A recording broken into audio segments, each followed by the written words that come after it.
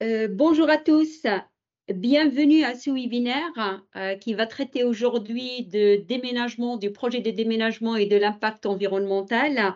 On va attendre quelques instants pour accueillir les autres inscrits.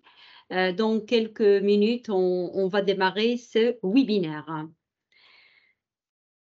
Mais en attendant, on va se présenter, moi et mon collègue. Moi, je suis Maria-Luc Alvez, je suis ingénieure sécurité chez SICAFI et je suis la référente nationale sur les risques physiques. Et mon collègue. Donc, bonjour, Damien Sébron. Donc, moi, je suis ingénieur sécurité et environnement chez SECAFI avec une spécialisation sur la transition écologique. Ce qu'on disait, c'est qu'aujourd'hui, on va partager avec vous un webinaire sur l'environnement, sur l'impact d'un projet, sur le projet de déménagement et son impact sur l'environnement. Et donc, ce qu'on vous présentera dans un premier temps, c'est le cadre légal dans lequel il s'inscrit, entre guillemets, les droits du CSE d'être informé et consulté sur les conséquences environnementales, mais également les obligations réglementaires de l'employeur pour réduire cet impact. Et on finira par les principaux impacts environnementaux associés au projet de réaménagement ou de déménagement et le levier d'action pour les anticiper. Donc, on va définir, pour la bonne compréhension, deux termes. L'impact environnemental, qui est toute modification de l'environnement négatif ou bénéfique résultant totalement ou partiel des aspects environnementaux d'un organisme.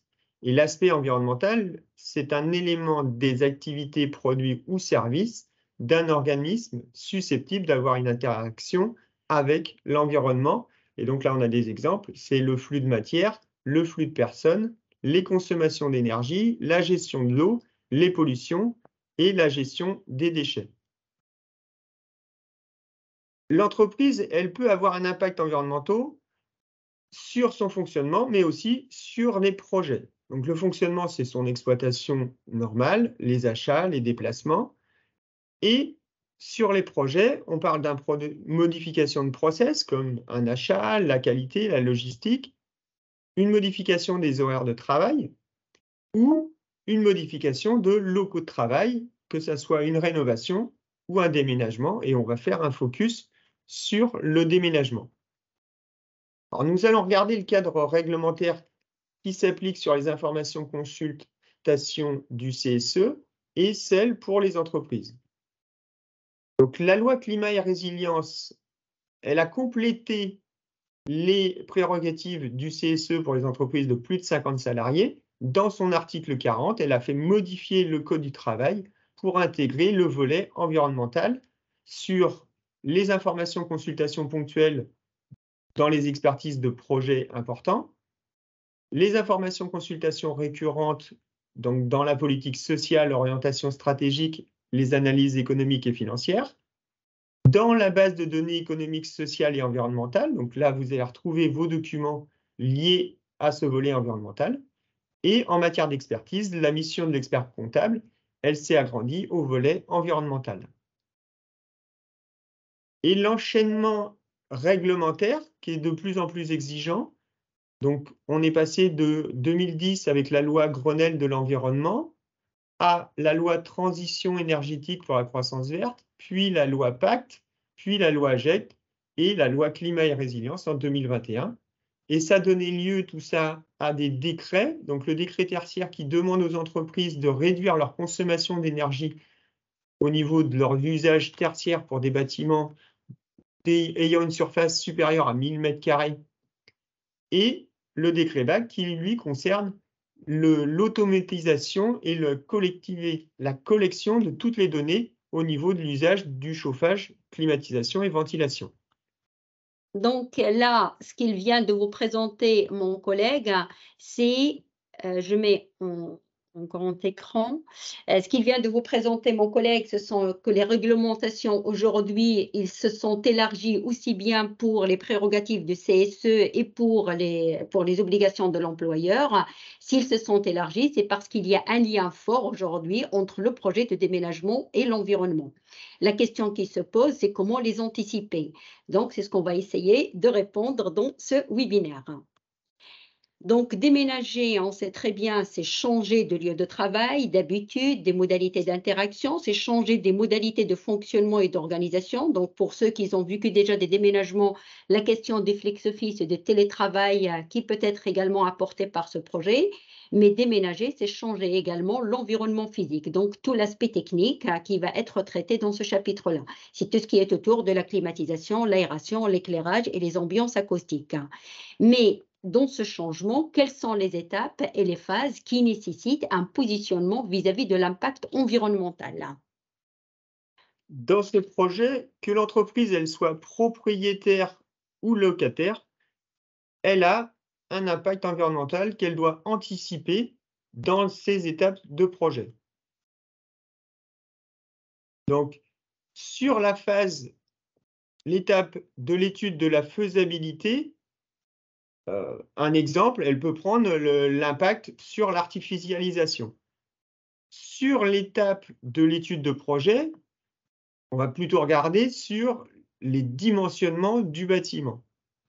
Sur l'étape, que ça soit construction ou aménagement, là, on fera un focus sur la performance du bâtiment ou des matériaux. Sur la réception, on va s'attacher à regarder la justification des performances initiales des installations. Et puis, sur l'exploitation, là, c'est les moyens qui seront mis en place pour la maintenance, pour maintenir le bâtiment avec ses performances initiales. Dans un projet de déménagement, il y a 3 phases qui nécessitent un positionnement vis-à-vis de l'impact environnemental. Il y a la phase du choix du bâtiment, il y a la phase du choix de la localisation et il y a la phase du choix des équipements. On va vous présenter pour chaque phase un exemple de critères de choix qui vous permettrait dans un projet de déménagement de choisir entre 2 bâtiments. On va commencer par le critère performance environnementale du bâtiment. La question qui se pose, comment analyser la performance du bâtiment? Vous pouvez analyser, pour l'analyser, il faut se référer dans un premier temps au passeport environnemental du bâtiment en interrogeant les certifications ou labels environnementaux et énergétiques du bâtiment, en interrogeant le descriptif technique du bâtiment, si on n'a pas la certification, ou bien on peut interroger les deux en même temps, mais on peut aujourd'hui interroger les données déclarées sur la consommation énergétique des bâtiments tertiaires, conformément au décret tertiaire qu'il vient de vous présenter mon collègue. Donc les données, ils sont sur une plateforme de l'Opéra ADEME et ça concerne les bâtiments à plus de 1000 mètres carrés. Mais au-delà de se référer qu'au passeport environnemental du bâtiment, si les bâtiments sont déjà en exploitation, ben, il faut se référer à son exploitation. En interrogeant les systèmes, par exemple, des systèmes de gestion énergétique, voir est-ce que le bâtiment il présente un système centralisé en interrogeant la politique de la maintenance, mais également en interrogeant les dispositifs qui permettent d'assurer la continuité de la consommation, les relevés de consommation, tels que la présence de compteurs et de relevés. On va faire maintenant un focus sur la certification environnementale, mais on fera le focus sur la certification HQE, pour la plupart ils la connaissent. C'est la certification, la haute HQE, c'est haute qualité environnementale. Donc, cette certification, en fait, il présente 14 cibles. Il se présente par 14 cibles. On a 7 cibles pour la maîtrise de l'impact de l'environnement extérieur et 7 cibles pour garantir un environnement intérieur sain et confortable. Les cibles, on va dire les informations qui vont être portées par les cibles et qui permettront de voir est-ce que le bâtiment il maîtrise l'impact environnemental extérieur sont les cibles de co-construction et environnement, mais également les cibles d'éco-gestion et énergie. Un exemple de la co-construction environnement, la cible 2 par exemple, il apporte des informations sur la qualité des matériaux de construction vis-à-vis de l'impact environnemental. environnementale. Et un exemple de l'éco-gestion et l'énergie, on va trouver la cible 4, qui, elle, il traite de la gestion de l'énergie, qui va vous montrer le bâtiment de point de vue performance énergétique, comment il est son impact sur l'environnement. Est-ce qu'il est positif ou négatif ou quel est le niveau de son impact. Et on a des cibles qui, eux, ils garantissent l'information sur, c'est-à-dire qu'ils ramènent des informations sur l'environnement sain et confortable. Et là encore, ils sont de 2 niveaux. On a des cibles qui vont apporter des informations sur le confort. Je prends par exemple le confort visuel, parce que c'est l'exemple. Mais on a des cibles, excusez-nous, il y a eu un problème de réglage. Donc, on a des cibles, pour les cibles qui garantissent l'environnement intérieur sain et confortable, ils sont de 2 niveaux. Il y a ceux qui apportent des informations sur le confort, tels que le confort visuel, et on a ceux qui apportent des informations sur la qualité sanitaire du bâtiment. C'est l'exemple de la qualité sanitaire de l'air ou la qualité sanitaire de l'eau, par exemple. On vous fera un petit exemple, en fait. On ne fera pas un focus complet sur l'information qui est portée par la cible gestion de l'énergie, mais on vous donnera des exemples sur une information qui est importante dans le choix d'un bâtiment dans le cadre d'un déménagement. Et également, on vous présentera, par rapport à la cible confort, également les informations qui sont véhiculées et qui vont vous donner aussi bien un avis sur l'impact environnemental que sur l'impact confort pour les salariés. Donc, sur la cible de gestion, donc on a la cible 10, la cible 4, par exemple, la gestion de l'énergie. Il nous apporte 2 informations. La première information, il va vous dire le bâtiment sur lequel vous êtes en train de choisir, il répond à quelle réglementation thermique. Donc, on a des réglementations qui datent de 1974 et on a une nouvelle à 1974 à 2012. C'était la plus récente, c'était 2012. Aujourd'hui, on a une nouvelle réglementation qui est d'application pour les permis de construire de 2022 et maintenant il est rentré en application. Donc, cette première information, il vous donne, si vous avez 2 bâtiments, si vous avez un qui est en RT 2005 et l'autre en RT 2012, bien sûr, c'est le RT 2012 qui va être le meilleur. Maintenant, lorsqu'on a un bâtiment qui présente la même réglementation thermique, cette cible de gestion de l'énergie, il va vous apporter des informations encore clés sur le niveau de l'étanchéité et d'isolation de l'enveloppe du bâtiment que vous allez choisir.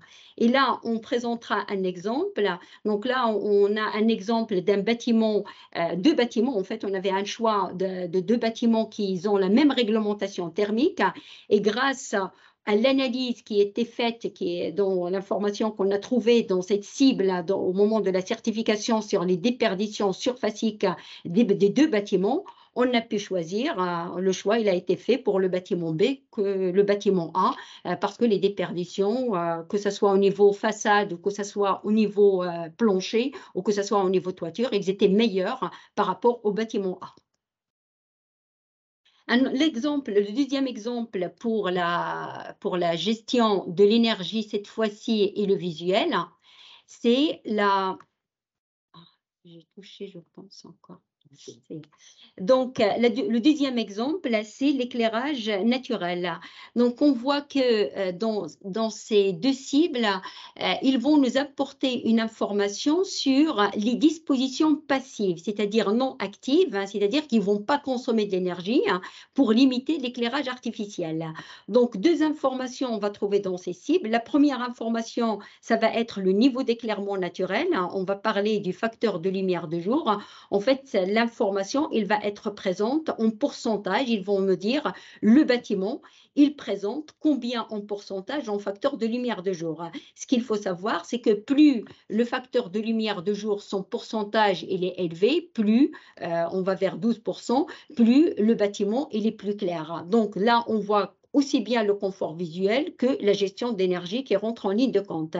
Ces 2 cibles également, il apporte une information sur le niveau de transmission et de réflexion lumineuse des matériaux. Donc, ça nous donne, est-ce que c'est un bâtiment qui véhicule ou qui transmet facilement, qui réfléchit facilement la lumière. Pour le cas encore d'un choix entre 2 bâtiments, on a le bâtiment A, que lui, il a un facteur de lumière de jour de 2%. Donc, comme il le montre le tableau de seuil, c'est un bâtiment qui est sombre. Et le deuxième bâtiment, dans le facteur de lumière de jour, il était de 4. Là, on commence à s'approcher d'un bâtiment qui est mieux éclairé. Bien sûr, plus on va plus haut dans ce facteur de lumière de jour, plus l'éclairage naturel il est encore meilleur. La cible de gestion d'énergie et du confort visuel, il va vous apporter également une information en plus de l'impact environnemental. Il apportera une information sur l'impact, entre guillemets, confort et sanitaire. Donc, sur l'impact confort, tout de suite, par rapport à la donnée qui va être mise dans cette certification du point de vue facteur de lumière de jour, on arriverait à délimiter dans le plan de microzoning les zones qui vont avoir un éclairage confortable, bien, et les zones qui vont être dans une position, entre guillemets, d'éclairage artificiel journalier. Donc là, le choix dans le déménagement, soit que ce sont des postes qu'on va les mettre de postes de passage, soit si ce n'était pas des postes de passage, ben, ce ne sont pas viables pour un travail de tous les jours. Donc, dans le choix de la localisation, on va faire le focus sur l'impact lié au transport. Donc, l'impact lié au transport, le transport, il comprend les livraisons et la mobilité. Et dans la mobilité, on a les déplacements professionnels, mais aussi les déplacements quotidiens, domicile-travail. Les impacts environnementaux qui sont associés à ce transport, on en a 3 ordres, la pollution atmosphérique, la pollution sonore, et puis les consommations d'espace liées à la route et au parking. Et dessous, vous allez pouvoir retrouver votre pollution atmosphérique sur des données de l'ADEME qui vous montrent si vous utilisez un TER ou si vous utilisez votre voiture thermique. Donc, vous avez de quoi prendre des éléments officiels. On a fait un petit exercice sur justement une comparaison de 2 sites pour choisir en intégrant cet impact. Donc, on a pris la valeur distance, mais aussi la valeur durée du trajet. Et là, on voit que sur notre exemple, dans les 2 cas, l'impact est plus défavorable pour le site de Boulogne, ce qui nous a permis de prendre une bonne décision par rapport à cette donnée. Maintenant, on est passé sur le volet choix des matériaux et donc on va faire le focus sur la pollution chimique intérieure qui va permettre de regarder les polluants qui sont formaldéhyde et le COV, donc composés organiques volatiles, qui sont des composés dangereux pour la santé des personnes. Et donc, ces données, elles seront dans les matériaux construction. Si votre bâtiment, il est HQE, vous aurez des données sur la cible 2, qu'on a vu tout à l'heure. Et puis, si vous avez, pour l'aménagement intérieur, donc les peintures, les revêtements de sol, le mobilier, vous avez 2 données, soit une fiche technique du produit qui va vous donner ces informations, soit la fiche de déclaration environnementale et sanitaire qu'on voit juste après. Donc, l'exemple.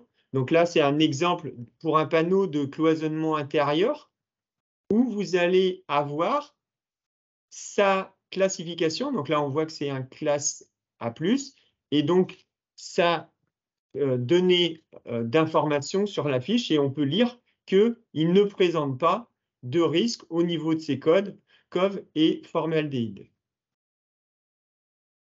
Donc, déménager, c'est de trouver un équilibre, en fait. Aujourd'hui, vous l'avez compris, il y a un équilibre à chercher dans le projet entre l'impact sur les conditions de travail et le confort, l'impact sur la santé et l'impact sur l'environnement. Donc, les élus de CSE, lorsque vous avez un projet demain, lorsqu'il est lancé, on vous conseille, avant la réalisation de projet, de négocier le calendrier de remise des informations, parce que les informations, ils ne viennent pas tous au même moment, malheureusement. Donc, de négocier la participation des représentants des personnels à toutes les phases du projet, ce qu'on vient de voir, et dans les différentes étapes de consultation. De rappeler à l'employeur l'obligation de l'information et de consultation sur l'impact environnemental du projet, conformément à l'article 2312-8-3 du Code du travail.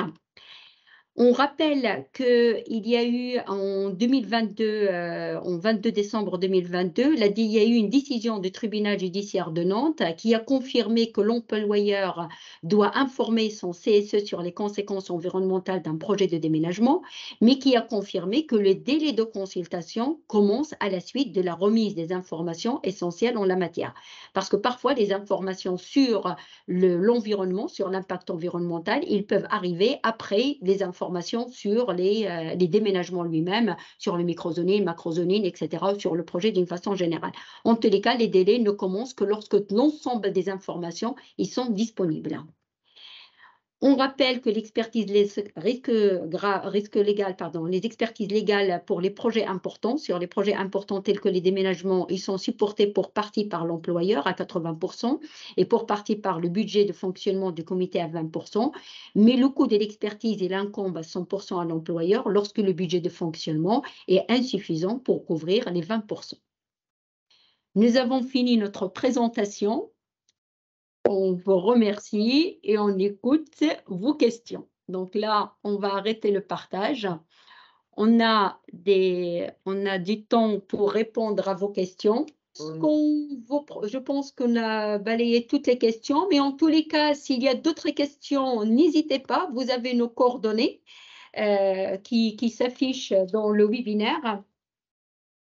On vous présentera le document. Le document, il sera disponible à partir d'aujourd'hui. Il y aura une replay pour ce webinaire qui sera disponible à partir du lundi en direct sur le site de SICAFI.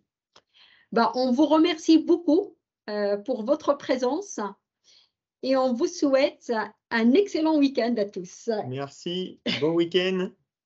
Au revoir. Au revoir.